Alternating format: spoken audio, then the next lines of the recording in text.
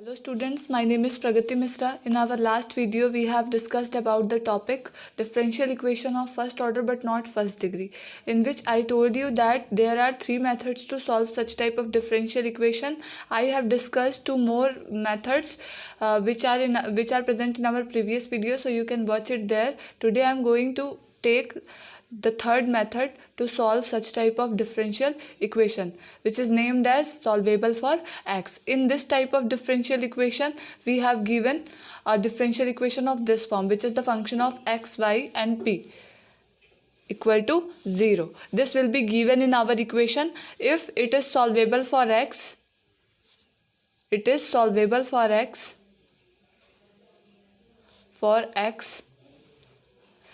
so it can be written in the form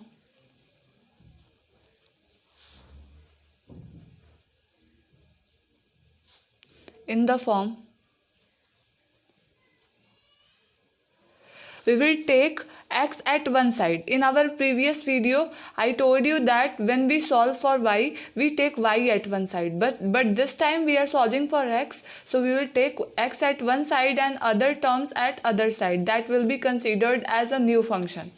And I am taking it as capital F. So it becomes x is equal to capital F. Now it is the function of y and p only, because we have taken x at other side. Now we will differentiate it with respect to y. In our previous video, we have differentiated it with respect to x. But here we are solving for x, so we will differentiate it with respect to y. So this becomes dx upon dy is equal to f of the derivative of y, that is y comma p, and this becomes dp by dy. I am considering it as a new function. Let it be phi.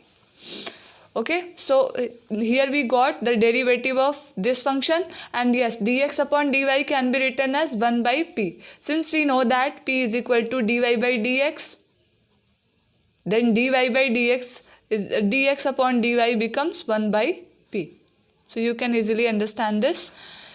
Now we can write this equation as 1 by p phi of y comma p dp by dy.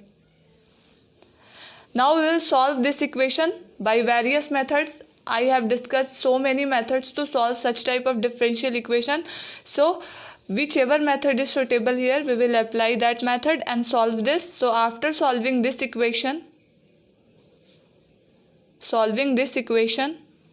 we get another function.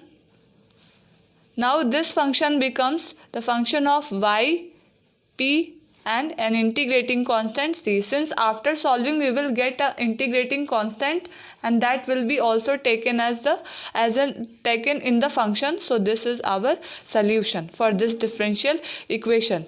Now we will try to eliminate.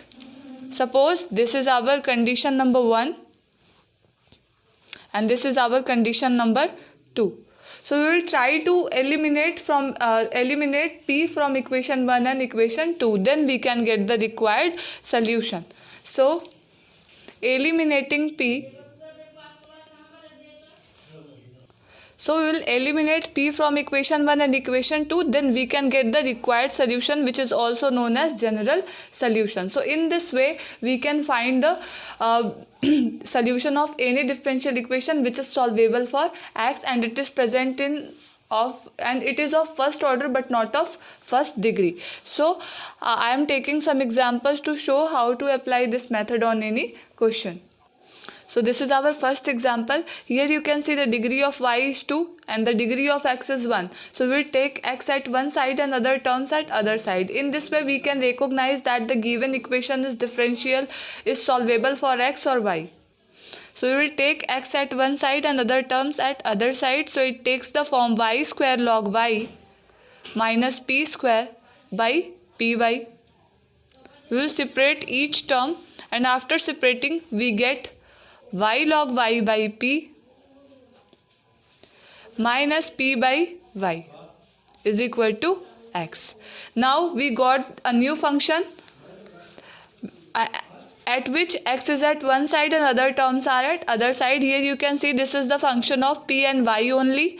So now we can differentiate it with respect to y. So after taking derivative, it becomes dx by dy.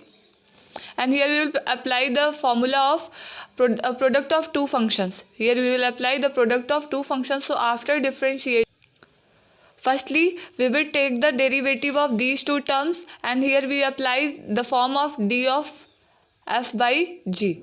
So we will apply this case, so you can easily understand how I solve this. Now we will take the derivative of second function, which is also in the same way.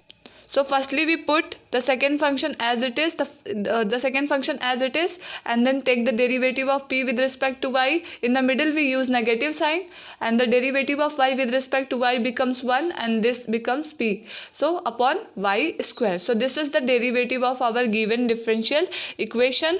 So we can write dx upon dy as 1 by p.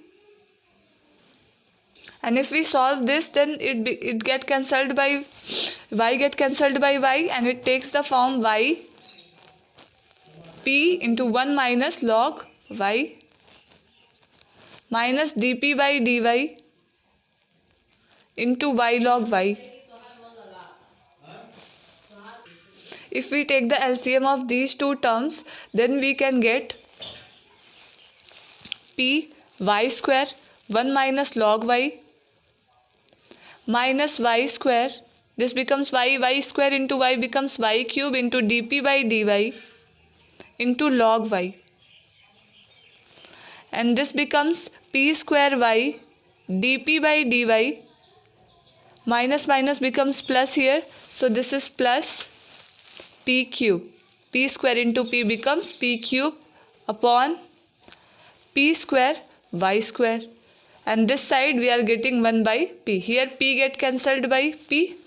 So we are getting py square is equal to py square minus py square log y minus y cube log y dp by dy minus p square y dp by dy plus p cube. Here you can see py square get cancelled by py square. I have done nothing. I have just multiplied it together and take the LCM. Okay, so you can understand this. If we solve this, here we have applied the product of two functions, so the sign will be positive. So the sign will be positive. Sorry guys, this was my mistake. So this becomes plus, and this is plus also. So this takes also, this becomes also plus. Now I am taking these terms here, py square log y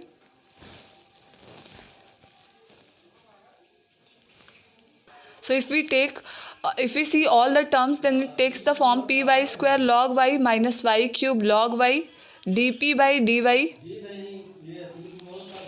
minus p square y dp by dy plus p cube is equal to 0.